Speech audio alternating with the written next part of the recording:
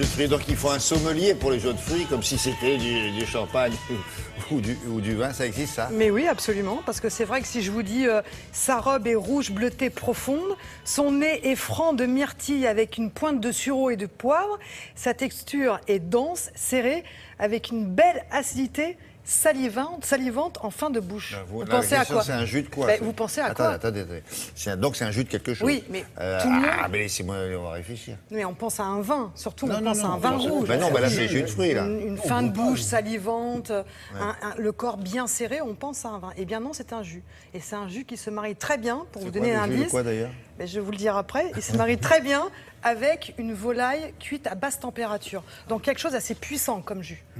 Et rouge, parce que cerise, betterave, non, on y est presque. Cerise, on y est presque. Framboise, une myrtille sauvage. Et je vous assure que sur une volaille bien cuite, à basse température, une volaille qui est bien douce, bien moelleuse, c'est un accord qui est exceptionnel. Alors, il y en a d'autres. Quelle température? Frais? Non, pas trop? À température ambiante, non, à températion ambiante. Bonne question, un peu comme le vin, comme le vin pour le vin rouge. Alors l'idée, c'est qu'effectivement, maintenant, l'intérêt, c'est qu'il n'y a plus que l'eau plate ou le gazeuse comme alternative au vin. On nous parle effectivement uniquement de lorsque vous prenez un bon vin et un bon plat, eh bien, il faut l'associer à un bon vin rouge, à un bon vin blanc, etc.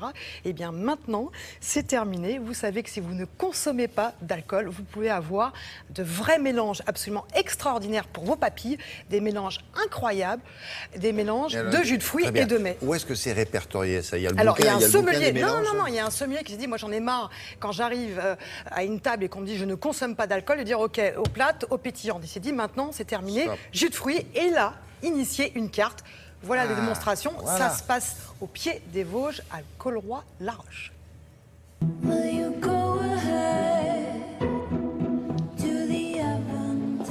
On remet la carte des vins pour pouvoir faire un choix? Non, malheureusement. On a de plus en plus de clients qui ne consomment pas d'alcool, des femmes enceintes, et ça nous paraissait primordial de pouvoir aussi leur faire vivre une expérience et de leur faire découvrir des accords avec des jus de fruits et d'étonner leurs papilles, parce que c'est aussi ça le rôle d'un restaurant gastronomique.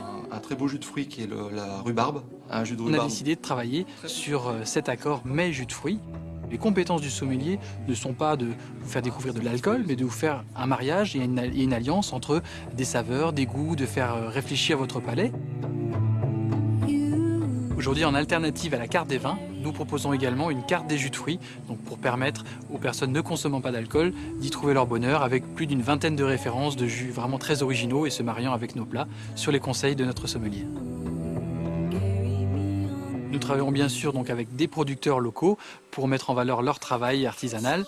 Nous avons vraiment de nombreux producteurs en Alsace, notamment une personne qui travaille avec les pommes juste à proximité du village. Alors, ce qui est intéressant, quand j'ai goûté les jus de fruits, comme pour les vins, j'ai retrouvé des textures, des goûts différents, des textures un peu plus massives, un peu plus fluides, des acidités un petit peu plus pointues, une longueur sur certains jus de fruits alors que d'autres étaient un petit peu plus dilués. Et on peut faire un parallèle comme ça entre le jus et le vin, même s'il n'y a pas d'alcool. Et donc on peut trouver des associations vraiment surprenantes. On a aujourd'hui une carte des jus de fruits qui est complètement aboutie et chaque jus de fruits peut s'accorder avec chacun de nos plats de la carte. L'ennemi, c'est le sucre. Donc le sucre est toujours envahissant, donc le mieux c'est de prendre des jus de fruits le moins sucrés possible pour les associer avec les mets. Exemple, les fromages bleus de type Roquefort ou fonte d'Ambert qu'on a l'habitude de servir avec des vins moelleux, là on peut les décaler et les servir sur un jus de raisin. Autre exemple, les cuisines asiatiques de type curry, curry de poisson, curry de viande, qui peuvent très bien s'accorder avec le litchi ou le fruit de la passion, où on va retrouver le côté épicé.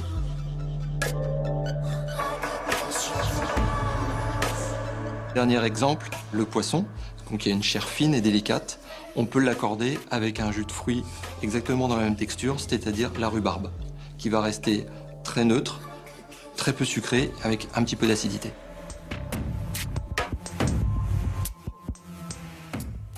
lui, il n'en fait pas trop, là, genre, je déguste à la façon de... On boit avec excite les papilles. Un grand cru de... Par la digestion. Merci beaucoup. Donc, ce qu'il faudrait, c'est que ceux qui commercialisent ces jus vous donnent le mode d'emploi avec. Oui, on va ça faire serait sympa, parce que sinon, on boit ça n'importe comment. Un petit guide pour les fêtes. Voilà, une merci bonne beaucoup. idée.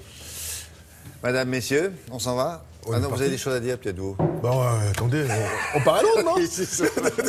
Mais oui, évidemment qu'on va aller à Londres. Alors, il se trouve que Patrick Bruel, qui est à l'affiche en ce moment, on a parlé de ce film ici même avec Sophie Marceau, on va pas revenir là-dessus. Il se trouve qu'il a été chanteur d'Angleterre, il fait ce qu'il veut, mais il n'a pas été n'importe où.